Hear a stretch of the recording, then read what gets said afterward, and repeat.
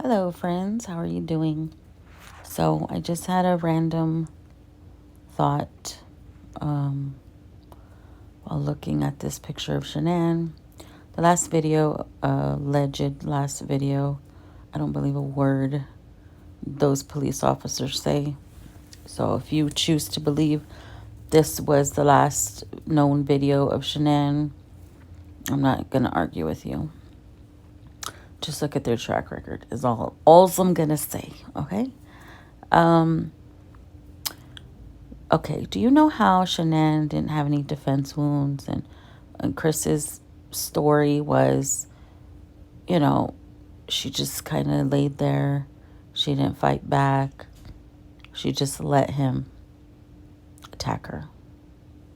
And everybody kind of was going along with, yeah, she loved him. Her marriage was over. Blah, blah, blah, blah. No, I don't believe so. I don't know anybody. This is just pure speculation. I don't have a dog in the fight, but let me just say this, okay? All right. Well, the only thing that I can see Shanann not putting a fight up for is not for Chris. I don't think she would have been that broken up if her marriage was over. Yeah, it would have hurt like hell, but she would have gotten over it. She's a very resilient person. She's been through a marriage before. She's also not going to be where she's not wanted. She's not going to be second best. That's for damn sure. So I think it wouldn't have been easy, but it wouldn't have been to where she had to be killed, had to be killed or murdered, you know. So Chris just didn't want to deal with that. He didn't want to be a man and tell his wife that he didn't want to be with her anymore, that he wanted to be with someone else, is my assumption. I'm assuming if he was really with NK and that was really who he wanted to be with, he should have just said so, Would have been a lot easier than all this, don't you think? But in my opinion, I think that this is what I've always felt. I don't know why, but even looking at this video, like the look on her face, she does look a bit flustered. She does look kind of determined, like she's going to go in, just like, what's her name? Kimberly said. Just like she said, even though I don't like her, I agree with that. She does look a little flustered coming in. But I think she wouldn't have put up a fight if she saw her children in danger. She would have given her life for her children, not for her husband, is my opinion. So maybe perhaps she witnessed something with the children and going on with the children, and she didn't want to put on a fight because maybe she was being threatened or maybe she was drugged.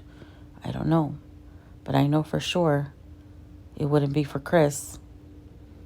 He was no prize. I mean, he was all right, but he wasn't like, let me become fatal attraction because you want to move on to somebody else and I'm losing my house. No, I don't think so. I truly think maybe she didn't put on a fight is because her children were there. Because I know one time I got my ass beat because I didn't want my son to wake up. I just let it happen because I didn't want my son to wake up and see that. So I didn't put up a fight. That's just me speaking from experience, okay? Nothing I'm proud of, but, things do happen and we do involve ourselves with the wrong people. And sometimes we don't. Sometimes the wrong people come to us because of other people we are in connection with. And we don't know about this other person's other life, Anyway, so that was just a thought. I was just thinking, and I'm just basing that on my experience of when I got a beat down, when there was a scuffle, I didn't want my kids to wake up and see me going through that. I just took it and just let it be done, and I know it's probably going to be scary for some of you all to hear me say that, but it happens, we want to protect our kids at all times. And if you're going to have to take a beat down, because you don't want to wake them up and scare them, while they're sleeping. Because my son was asleep at the time, And so was my daughter. Anyways, so I'll let you go. Y'all just think about that for a minute, okay? Just let it marinate. What would you do in that situation?